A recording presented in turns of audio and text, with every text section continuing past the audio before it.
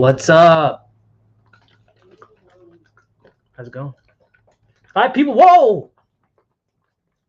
You guys made me blush.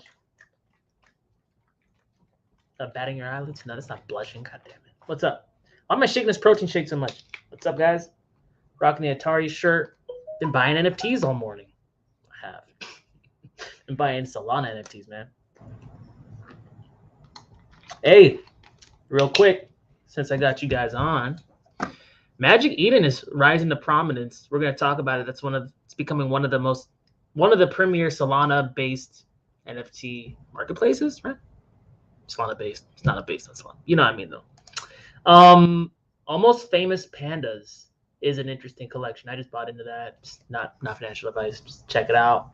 Minting right now, I think it's like 60% minted already. It's still open, but yeah, it's backed by an artist called White Panda who does like EDM and stuff, and apparently he's gonna be like headlining like NFT events now, so that's gonna like hopefully drag some traction for his collection. There's gonna be new shit too, but FYI, I like those launch pads, man. It's crazy. 2 people, what's good? Yo, what's up? What's up? How you been? Good. Yeah, the Russia thing they're still effing around. Biden announces Russia's sanctions 2 hours ago. Oh shit. Okay, so this is Dub Daily. We look at news pertinent to crypto, but also news that might affect crypto, right? Because being good investors, we like to look 360, man. 360. Guys doing okay? Yeah, at work? Crying? Fetal position? I know how it is, man. And go ahead and check this out. I don't know what this is gonna say at all. I don't pre-read my shit. I probably should, but you know, this is the life I live. Biden announces Russia sanctions troop movements in response to Ukraine invasion. Biden accuses Putin of flagrant violation of international law. I don't know. I've been saying that Biden seems like he wants to get into scrap more than Putin does, just based off the rhetoric and like the aggressiveness. President Biden on Tuesday announced new sanctions against Russia, calling the Kremlin-led activities in recent hours the beginning of Russia's invasion of Ukraine and the authorization of additional U.S. forces to the region, but maintained that the United States has no intention of fighting Russia.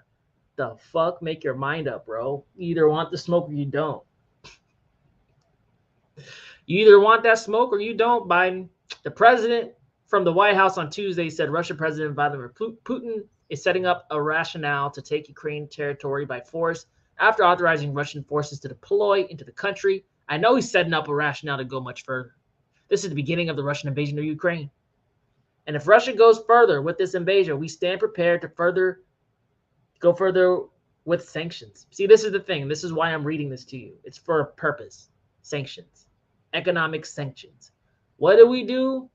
People we don't like, or they do things we don't like, or are enemies in war, we economically sanction them. Why? Because it's a method in war to starve like your opponent, right? You outlast them, cut off supplies, they get hungry, chaos ensues. Then they're not in any kind of shape or form to defend themselves against you. You just waltz up in there. You know, same shit. Countries do that too. Start cutting off supply lines. There isn't any other more critical supply line in the modern world than your money source, your ability to transact across the world globally in a global economy. They're going to start doing some of that. I haven't heard like necessarily what they're planning on doing, but Russia is not stupid. Russia has been probably anticipating this because they set up the Belt and Road Initiative, which is basically, hey, China, we trade between ourselves. We got you with oil. You got us with everything else. India, Iran, you guys want in on this? BRICS nations, you want in on this? We're going to be our own shit in the East. F the West. They've been preparing this for a long time. So what do I expect to happen? Well, one, I don't expect Russia to invade Ukraine. I don't expect to get into World War III. What I think is going to happen is all this shit, bells and whistles and all that. I think Biden wants to sucker him in there because it'll take some heat off Biden's presidency. But at the end of the day, I think Russia's going to turn to crypto. Think about it, man. Oh, Russia, we don't like what you're doing. We're going to tell everyone not to do business with you and increase prices and this and that and make it hard for you to get stuff in a already hard environment. If I was Putin, I would just sit there and like, fuck that. Let's use Bitcoin. Why do you think we've been watching the freaking articles rolling out Bitcoin legalization, getting softer and softer on crypto. They started really hard as a misdirection. Then they started backpedaling. I mean, shit. If I was forced to participate with the United States or not, being a sovereign entity, I wouldn't. And the thing is, they don't have to. The solution has been built for them and tested for them. This is gonna be crazy, man. I see the East decoupling from the Western financial system completely. Can you believe that altcoins are at CV 2020 lows? This Bitcoin and ETH sell money has to pump the altcoin market, right?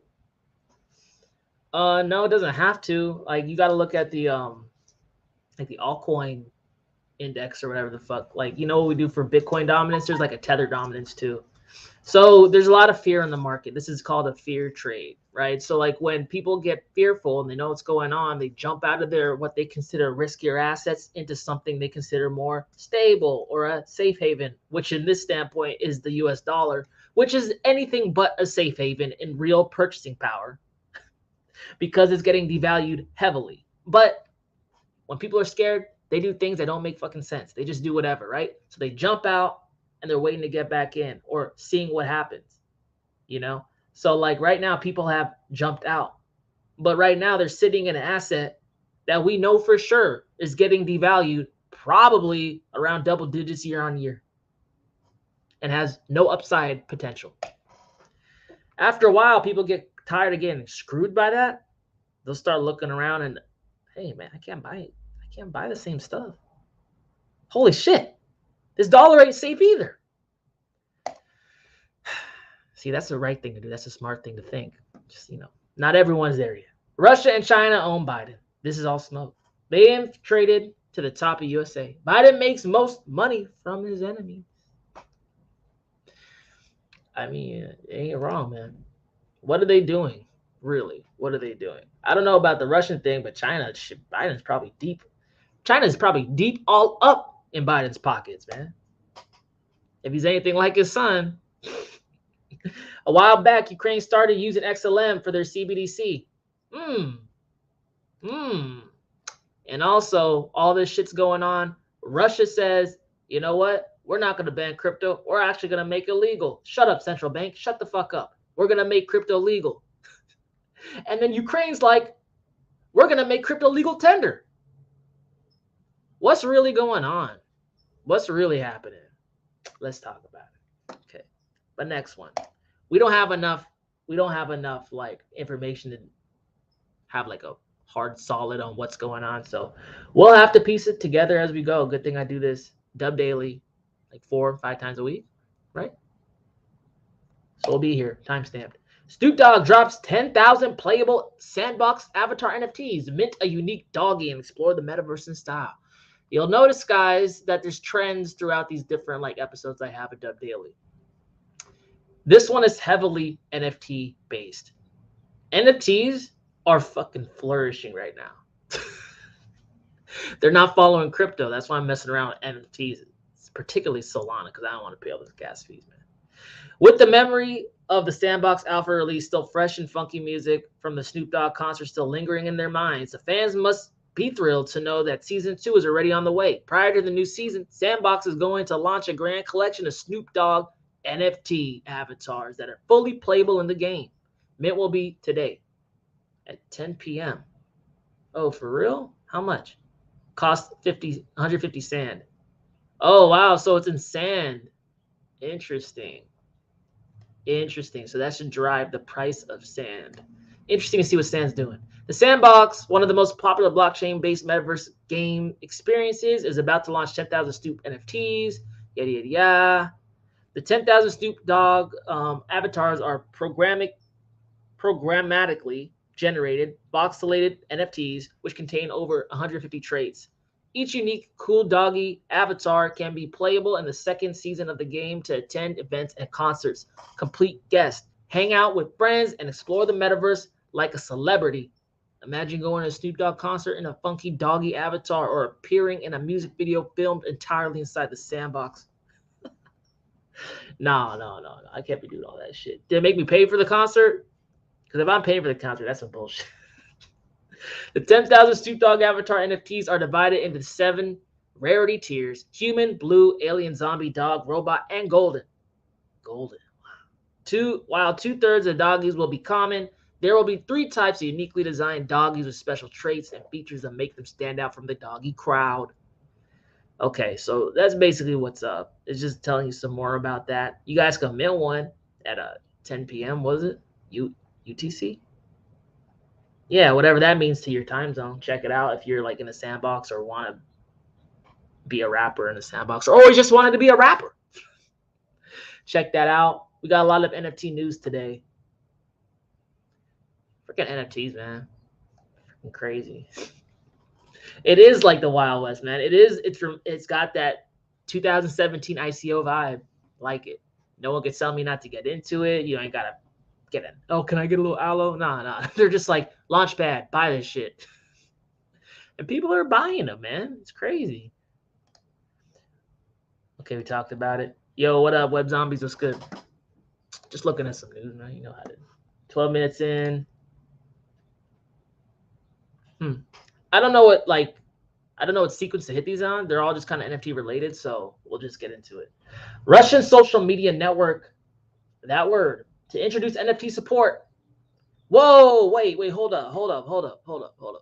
So Russia went from banning crypto in 2 weeks to like legalizing it, unregulating it, and doing NFT support on their biggest like messaging app. Sounds like someone lied to y'all. I'm sorry. I just got to say it. Russia's largest social media network that has announced it's going to introduce support for blockchain and NFTs. The crypto technologies will be incorporated into the platform's scheme for monetization of user content and copyright protection. The leading Russian social media platform, they're going to use it, blah, blah, blah. Both will become part of the set of tools for monetizing user-generated content and protecting copyrights. The executive explained that NFT, Tobol elaborated, is a digital certificate of uniqueness, ensuring it's impossible to forge a content which is guaranteed by an entry into the distributed ledger. Tobol further emphasized that the name of the social media platform is not preparing to develop its own blockchain. The popular social media network intends to act as an intermediary and assist in its implementation, he further elaborated. It's easy to create an NFT, then list it on an exchange. And here, our task as the largest service in Russia for interaction with an audience with an incredible amount of user-generated content is to provide this opportunity. The global market for non-fungible tokens has been estimated in between 20 billion and 35 billion a year, and forecasted for 2025 stands at around 80 billion. Wow. Set to more than double at the higher end of the rate. Okay, that's cool. The report notes, however, the main problem associated with NFTs is fraud. OpenSea, the largest digital art marketplace, has acknowledged that over 80% of all NFTs created using its free tool are either fake or constitute plagiarism. Citing similar reasons, another NFT marketplace, Cent, has altogether suspended the trading of photo and audio NFTs. Interesting. They're going to do a content ID system. They'll probably use NFTs to make sure and verify that you are who you say you are. See, that's why you keep seeing all these NFT like, oh, NFT profile pic on Twitter, NFT profile pic on Meta, like this and that. It's like because it's the best way to guarantee it is who they say it is. Like you guys are on YouTube, you probably see comments from someone who looks a lot like my profile picture saying, hit me up on WhatsApp. First of all, don't ever do that because it's not me or anyone you ever watch. Like if they're doing that, that's not them. They just want to get your money.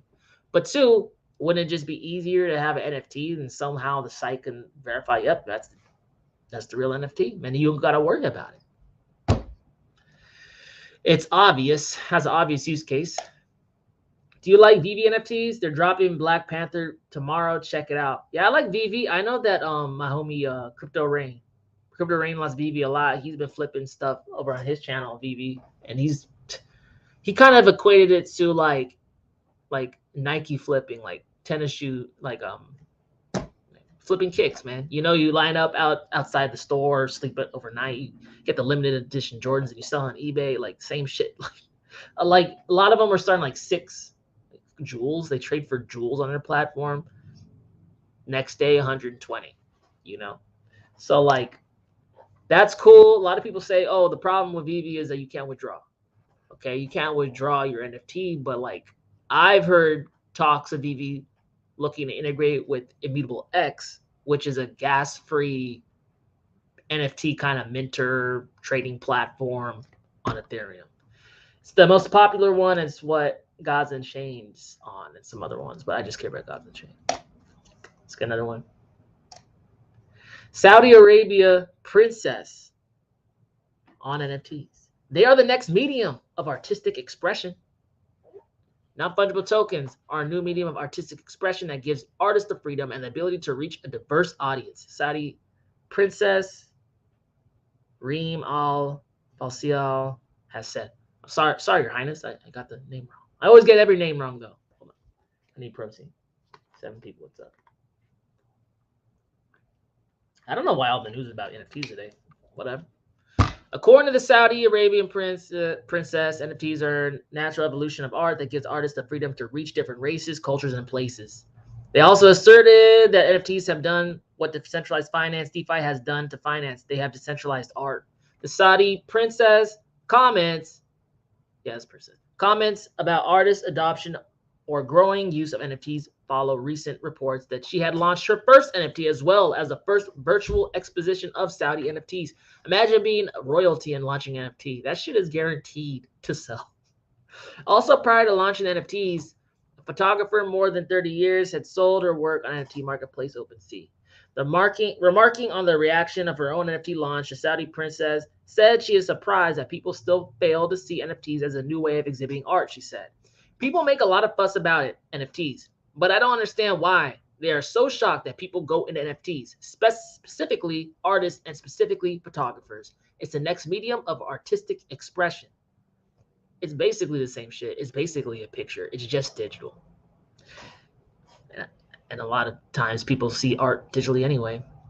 Yet, in spite of their role in empowering artists, NFTs have been targeted by critics who insist the tokens are being used to launder money.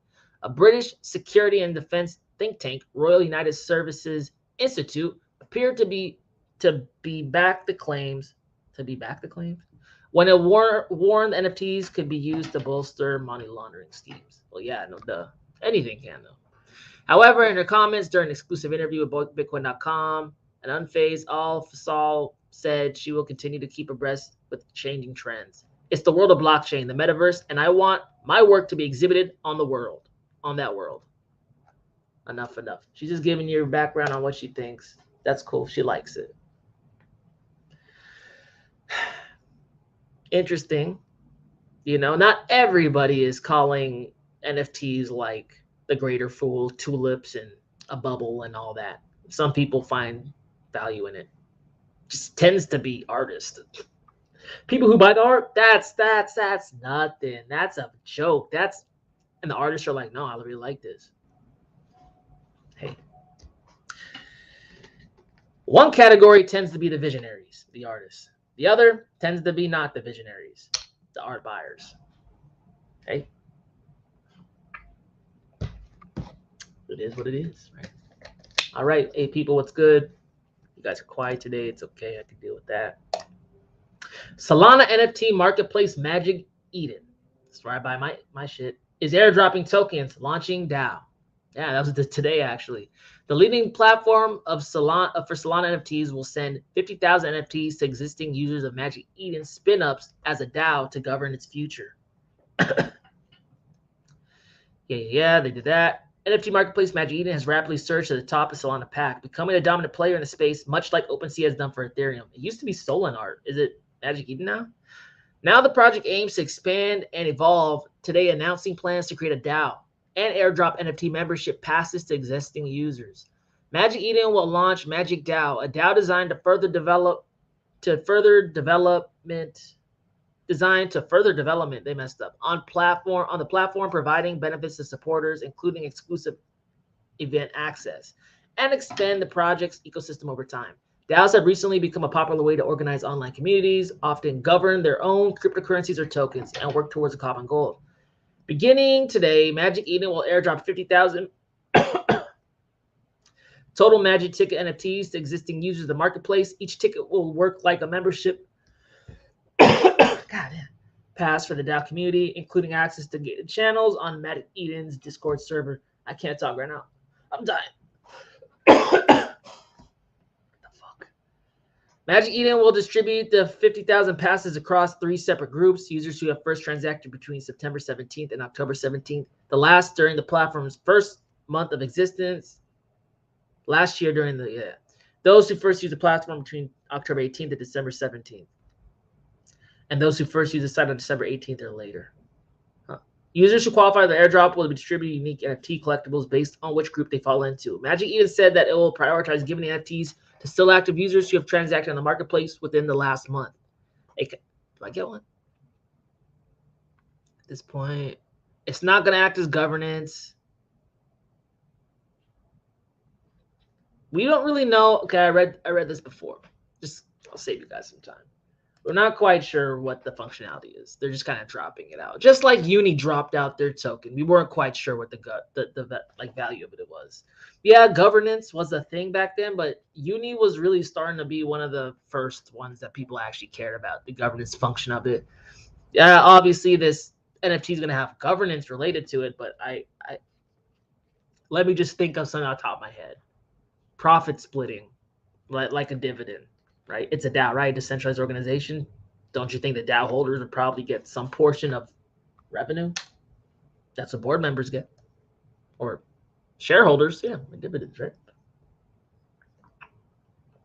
Interesting.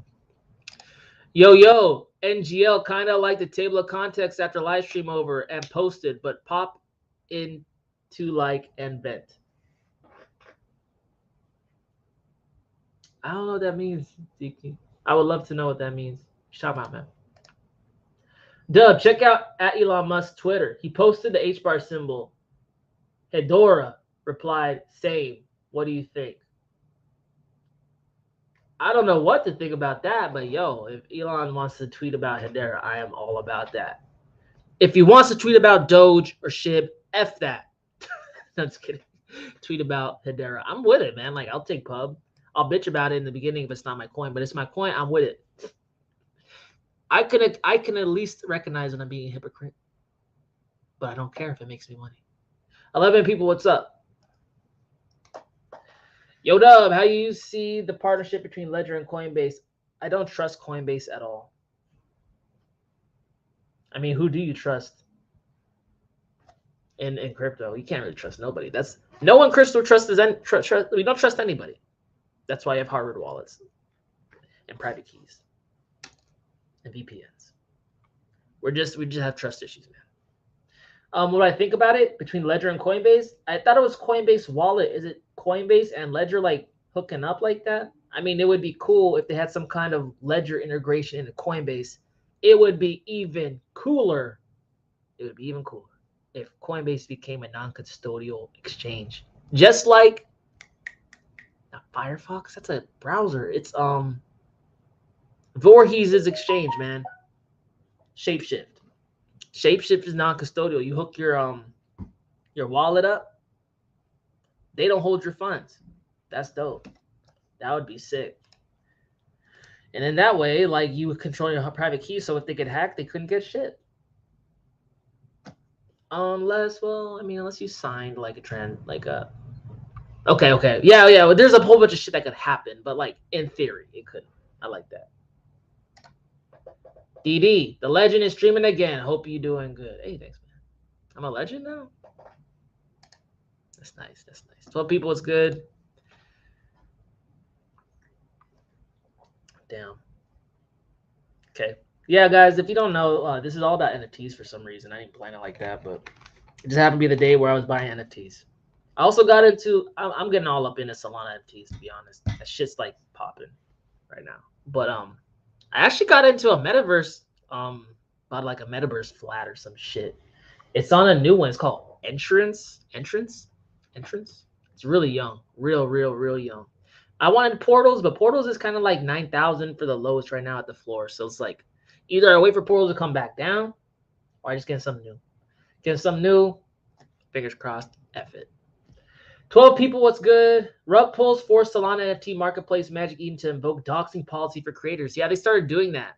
They call it a private dox, and like I think they have to submit like some shit like documentation and ID and stuff, and then it like lists private docs or some shit like that. Magic Eden, the largest NFT marketplace on Solana by volume, announced on Saturday the relaunch of its white glove minting and marketing service called Launchpad. Yeah, I mean, I just bought through this shit. The service allows NFT creators to drop their collection directly on Solana's most popular marketplace. But the company paused the service 2 weeks ago after the 2 high-profile rug pull scammed investors out of hundreds of thousands of dollars. Now Magic Eden has put in place new safety procedures to help prevent future scams, including stringent know your customer laws requirements on creators that force them to privately dox to the company. A rug pull is a type of, we know what a rug pull is. Solana Premier Marketplace only launched last September and has already racked up 411,000 users and more than 700 million in trading volume since launch, according to analytics website DappRadar.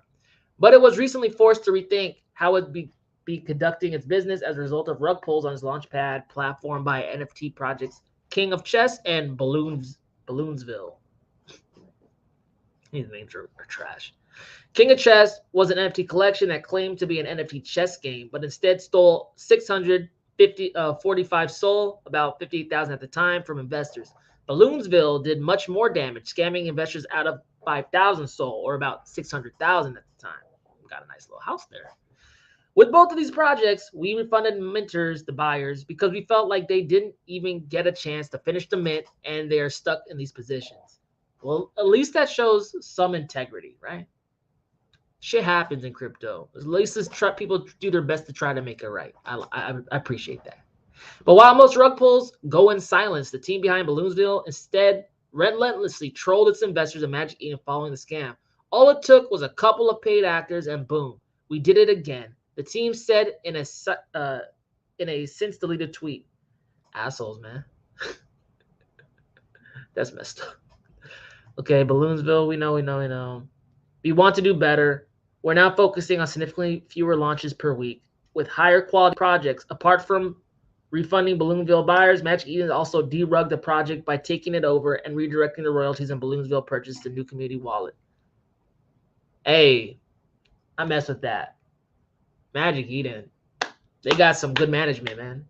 That's the way to take controversy and be like, yeah, it is what it is. Straight up. This is how we're going to move forward. This is how we're going to make it better. And this is how we're going to make every other launch better moving forward. Wow. That's a mature way of handling it. So within safety criteria, Huang said, every project will need to sign a partnership agreement like an actual contract. Team leads have to, at minimum, be privately doxed to us, although we welcome public doxing. Huh. Yeah. You guys know what doxing is? That's basically when you let someone know your identity. A lot of these projects are launched anonymously. So they don't have to like come out and say publicly. They just tell Magic Eden. Hopefully Magic Eden keeps it in the wraps. But like there's been some like danger associated with doxing. You know, people like find out where you live and shit. But hey, 12 people, it's good. And always been. Thanks, man. Paul Wong, what's up, man? How you doing? BitBoy declared war against OpenSea, saying they're inside trading. What's BitBoy gonna effing do, man? BitBoy ain't gonna do shit. BitBoy ain't gonna do shit. He's just gonna yell at Pomp. You know, like, look, this is what the thing is, man. Every crypto service inside trades on you. What do you think friggin' exchanges do? You said, have you set limit orders or limit sells on exchanges that have central order books? They could see those central order books. Don't you think exchanges have a lot of crypto? They could dump that shit on you too. Man, they could liquidate you whenever they want. They could like whatever. They have the visibility because it's their platform. They can see it. So like, look, man, like it's not necessarily legal though because crypto's not regulated. Now there's some one-offs where it's like, oh, people are trying to prove that there was malintent and this and that or whatever. But in the large scheme of things, the majority of people, they're never going to get caught. They're never even going to get tried. So like with that said, a lot of your favorite crypto companies are doing unsavory shit.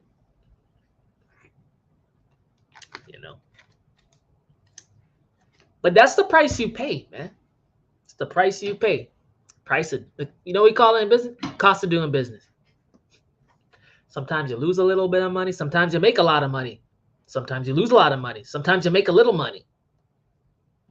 That's why this place is so lucrative, but it's also risky. That's the trade-off in life, always, man. You always have to be able to take the good with the bad. Bad with the good. 12 people, it's good. Grayscale launches campaign to encourage public comments on Bitcoin ETF application. This campaign aims to educate and inspire the investment community to take action and make their voices heard on this historic decision, said Michael Sonnenheiser. He's a guy who works at Grayscale. As the U.S. Securities and Exchange Commission is considering whether to approve or deny asset manager Grayscale's application for a Bitcoin spot exchange-traded fund, or ETF, the firm has called an American investor to submit comments on regulators. Called American investors, my bad.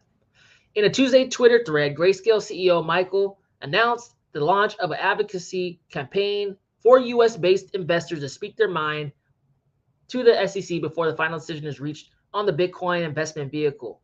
Since the New York Stock Exchange ARCA filed with the regulatory body on October 19th to list shares of Grayscale's Bitcoin ETF under the ticker GBTC, the commission has delayed its decision till December 15th and again on February 4th. So they delayed it twice so far. Basically, if you guys don't remember the last articles, they're trying to turn Grayscale's trust, which is like you buy some of that GBTC, you get a portion of the Bitcoin, not 100% Bitcoin. It's not one-to-one backed, but they're trying to convert that into a spot ETF that could be largely offered across like a whole bunch of like investment plans, 401ks and shit. That would be huge for the exposure of Bitcoin, and it's physically settled, which means if there's a demand for more, they have to buy spot Bitcoin on the market to fill it. That's what we need to see, and that has a lot of implications in regards to like the bullishness returning to the space. This campaign aims to educate and inspire the investment community to take action and make their voices heard on this historic decision. According to Grayscale's chief legal officer, Craig, the firm has already received more than 200 letters in support of the SEC allowing the firm to convert its Bitcoin trust into a physically backed fund. Salem said some of the common themes from the feedback include calling a crypto ETF in the public's best interest, allowing the United States to stay competitive with innovative investment vehicles, and calling out the SEC's nonsensical approach in approving ETFs linked to Bitcoin futures but not Bitcoin spot ETFs. The February 4th deferment from the SEC opened the floor to interested persons to providing comments on a proposed rule change for Grayscale spot BTF. They should just call it BTF, Bitcoin Traded Fund. The regulatory body has the ability to extend the deliberation window up to 240 days from when the proposed rule change was published in the Federal Register on November 8th, meaning the SEC should reach a decision before July 6, 2022. Look, I don't know, man. What would your wife do if you said like she wanted to answer like now? You'd be like, can I have 140 days? My wife will uppercut me. Swear. To date, the SEC had not approved any investment vehicle with direct exposure to crypto. Grayscale filed an application to restructure its Bitcoin trust into an ETF in October, shortly after the SEC approved ProShares Bitcoin Strategy ETF. That's the not physically settled listing on New York Stock Exchange, and shares the crypto asset manager Valkyrie Bitcoin ETF fund on NASDAQ stock market, whatever. So that's still floating out there, man. It hasn't got shot down yet. If anything, I think Grayscale has the best ability to get it passed because they have the largest holding.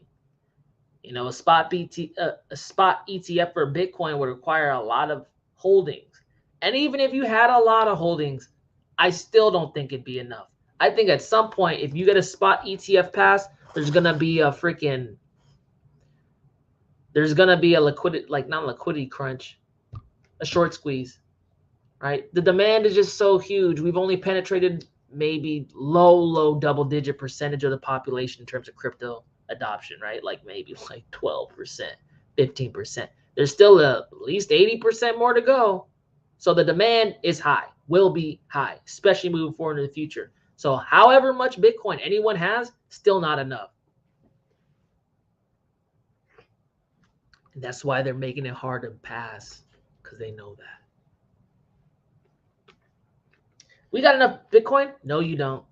You don't even have enough Bitcoins for every millionaire in the world, let alone everyone else who wants Bitcoin. 9 people, what's up? WanChain needs to hire better market makers. Hey, look.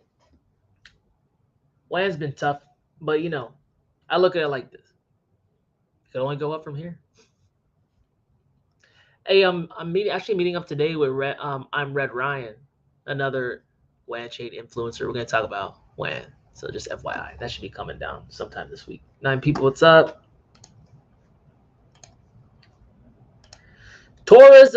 Tourism in El Salvador up 30% since Bitcoin adoption, minister says 6 hours ago.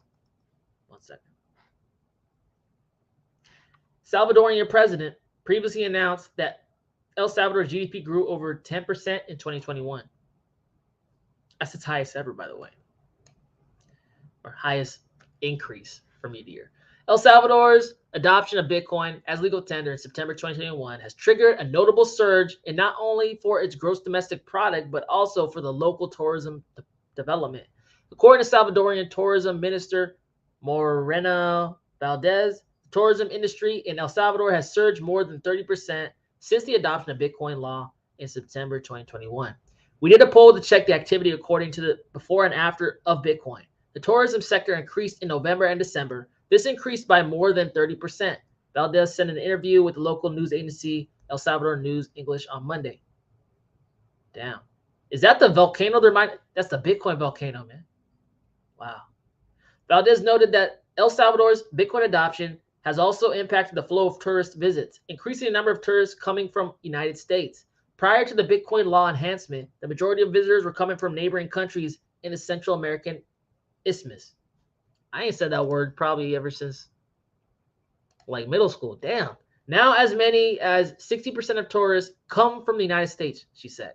The minister added that El Salvador's tourism growth has exceeded the government's expectations, reaching 1.4 million visitors instead of 1.1 million tourists.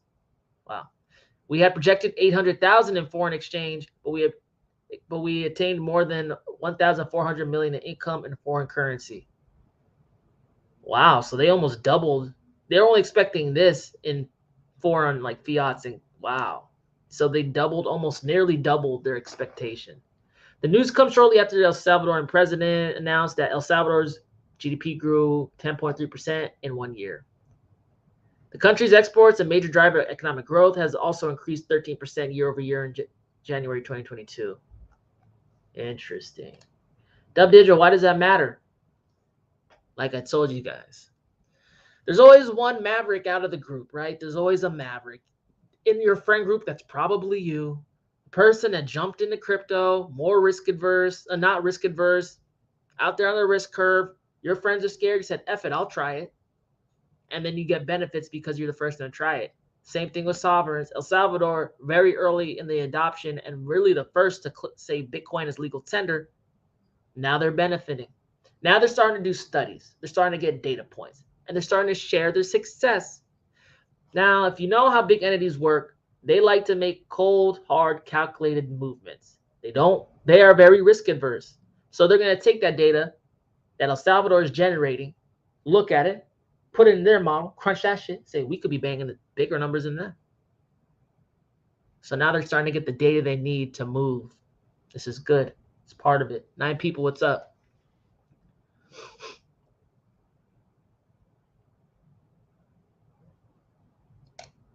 Unfortunately, WAN can go down from here. So the fuck what, man? Everything can go down from here. WanChain fan, what's up? Love WAN. On the bright side, it gives more time to stake WAN. It feels good as long as you don't look at dollar value. It's just transitory When hyperinflation kicks in, we'll be good. Yeah, man, like, yeah, look, crypto will be back. You know that, right? It's not a forever thing. Crypto will be back. If it came back from the bear market of 2018, it will be back. It's not even that dire like that. You know, it's not even that dire like that. And eventually, land will be over $1 and over $2. It only got over $2 last impulse. So this is the good. This is the good and the bad. The problem is a lot of people look and say, "Well, land ain't done nothing." I'm looking at it and saying, "I can still get cheap land." Everyone says, "I would have bought Ethereum at 30 cents. I would have bought Ethereum at this. I would have bought Bitcoin at a couple cents or $1." Really? Because the people who were doing that are in the exact same position you're feeling, just with land. It wasn't sure. It was a whole bunch of maybes and nothing certain. They probably didn't feel good buying an asset that puked or hasn't risen up. It always takes guts to make money, guys. Always. That's why you make the money. Landchain fam. Hey, you guys showing out right now. Land is poised to obtain exponential gains. The market cap is so small, it has room to grow. It's small, man. It's like what? 80 mil? 50 mil? That's nothing. Does El Salvador hold its Bitcoin on Celsius? Probably not. Probably not. The fuck? You guys hear me? If I have my... Hey, you guys hear me? Can't hear me? Okay, good. 11 people, what's up? Surprisingly, nobody was willing to buy ETH at $80 coming from 1,600. Oh, yeah, imagine that. I wonder why. Oh, I would buy it. I would buy it in a second. I would do this. I would do that. This blah, blah, blah, blah, blah. It drops down. Quiet. What are you going to do? Oh, no, I don't know. I don't know. Crypto, it's risky. Goes up to 3,000. Oh, I would buy it. I would buy it. I would buy it. Comes down. Quiet. I don't want to hear it, bro. Okay. I'm just saying, man. Everyone is acts like the Oracle of Omaha. Look, we know the environment is inflationary. There could be areas of disinflation and deflation along the way, but this is a debt-based system. They must continually create debt or the money system collapses and you and my money evaporates. And then we're back to the feudal age and barter, and we're selling each other chickens and shit. Like, they don't want that to happen. They don't, because there will be a collapse of human life. They will continue to print. They will print. 10 people, what's up? Manchester City to build at Etihad Stadium in the Metaverse 17 hours ago. The celebrated soccer team has begun the initial stages of building its iconic home stadium in the Metaverse so fans can be part of live and recorded matches around the world. Whoa. Premier League champion Manchester City and its new partner Sony have begun building a virtual replica of the stadium. I'm not going to say it. It's that. Which will be the team's central hub in the Metaverse. The stadium is home of Manchester City, England's top soccer team at the moment. On Friday, the team announced that they had signed a 3-year agreement with Sony, which provide virtual reality to experts to use image analysis and skeletal tracking technology for subsidiary Hawkeye. What the fuck does that mean? That'd be tight, man. I mean, this is gonna be a big arena. That would be kind of cool. Like, how would you be able to hear everyone yell? That'd be tight. I'd be yelling some crazy shit. You're just watching soccer. You're like, you just hear someone go, "Sex." What the fuck? Manchester City hopes fans will enjoy all the benefits of having a virtual stadium. Although CV restrictions are still hampering travel options for some, the ability to watch games in an immersive metaverse setting could be a relief for fans itching to get a taste of the game setting again. The team is tearing down geographic barriers for fans who want to be part of the live or recorded match by getting construction of virtual stadium. City Football Group Chief Marketing Officer told the news on Friday. Yeah, honestly, man, I've been saying this. Metaverse for sports. honestly, you can get a better view of the game in the metaverse than at some of these freaking nosebleed seats. I'm telling you that. The whole point we could imagine of having a metaverse is that you can recreate a game. You can watch the game live. You're part of the action in a different way, though. Different angles, and you can fill the stadium as much as you want because it's unlimited. It's completely virtual. Unlimited? That'd be cool if it was. Nah, I guess so. Unlimited stadium? That's crazy.